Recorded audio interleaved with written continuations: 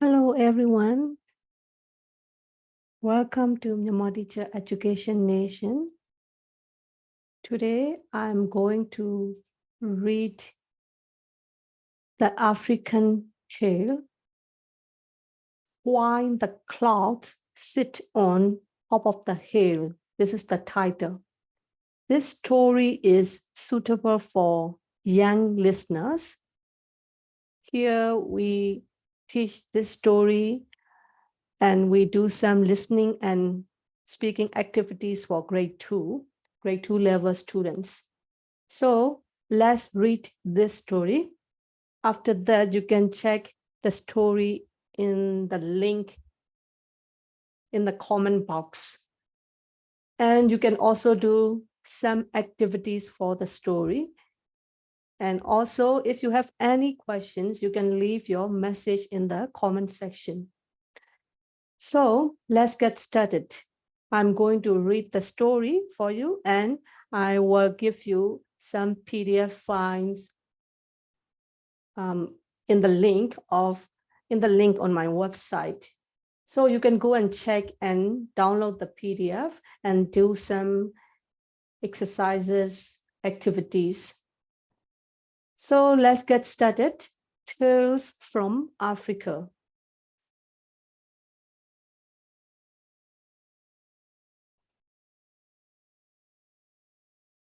Tales from Africa. Why the clouds sit on top of the hill. Many, many years ago, when the earth was still new and fresh, there was an old gogo who sold the best soup at the market. Everyone loved her soup. It was so tasty that the wild animals came from far and wide to enjoy her delicious soup. Nobody knew the old gogo's name or where she lived, but the animals didn't care. All they could think about was the delicious soup. Every day, the gogo came to the market, carrying a beautiful clay pot on her head full of her hot, tasty soup. Every day, the animals would hurry to the market, and every day they bought a bowl of the gogo's soup, which they gobbled up while it was still hot. Every day, it would not take long for the gogo's soup to be sold out, and she would pick up her beautiful clay pot, put it on her head, and leave the market. Near the market lived a curious monkey. Her name was Cassini. She loved the soup that the gogo brought to the market every day, and she was often the gogo's first customer for a bowl of the delicious hot soup. So this is gogo. These are the wild animals. This is gogo's beautiful clay pot. It had got delicious hot soup. One day, Kansani was watching the gogo as she made her way to the market. I wonder where that gogo comes from, she thought to herself.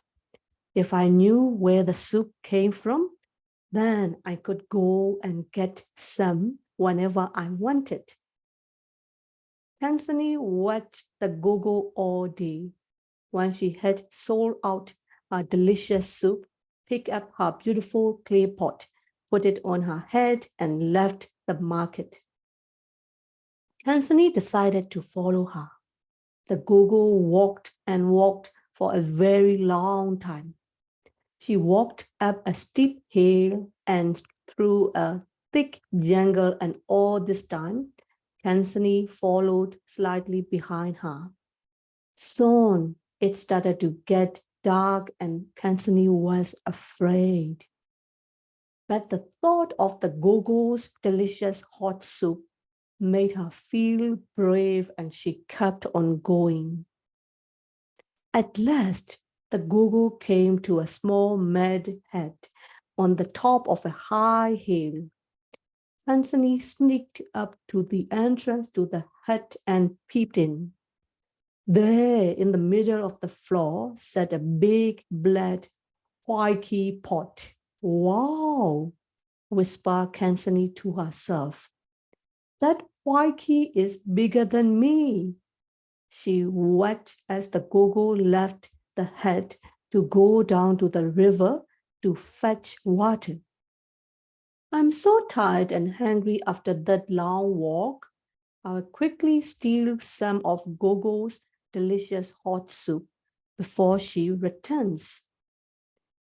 Anthony quickly ran across the floor and stood on her hind legs so that she could see into the Waikiki.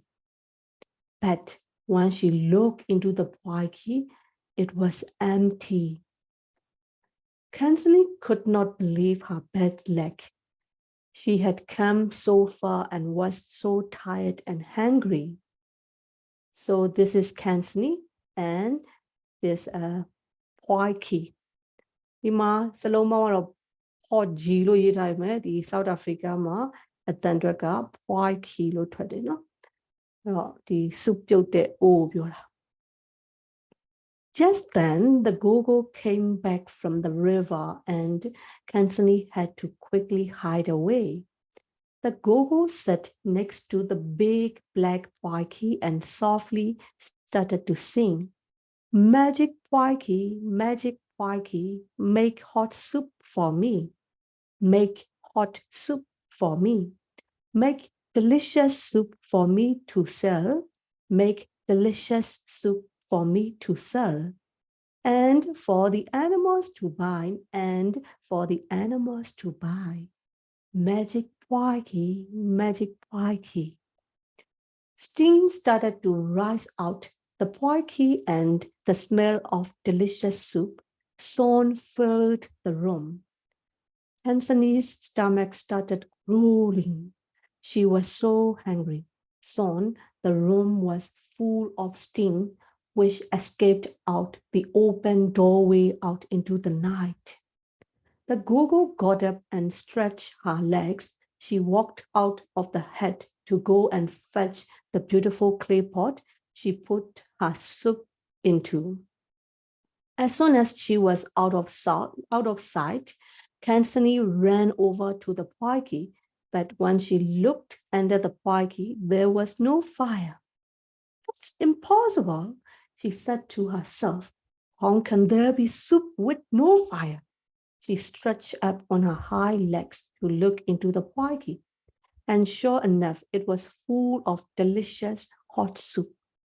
I will just have a little taste, said Kansanee as she reached into the Waikiki with a spoon.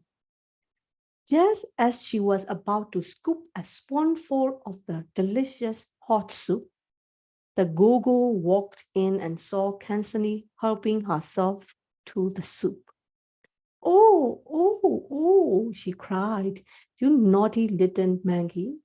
Kansanee dashed for the door and ran as fast as her little legs could take her. She ran and ran till she finally reached her home. Mom, Dad, she cried out. Her parents came running out to her and she jumped up into her mother's arms. She told her parents the whole story, all about the gogo, all about the soup, and all about the magic Waikiki.